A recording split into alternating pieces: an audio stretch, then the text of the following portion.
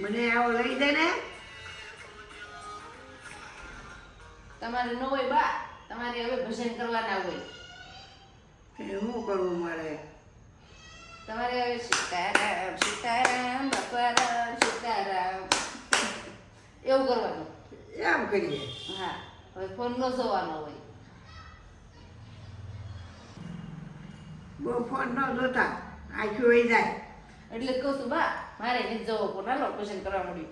એ બાપા સીતારામ સીતારામ જય જય સીતારામ બાપા સીતારામ સીતારામ જય જય સીતારામ.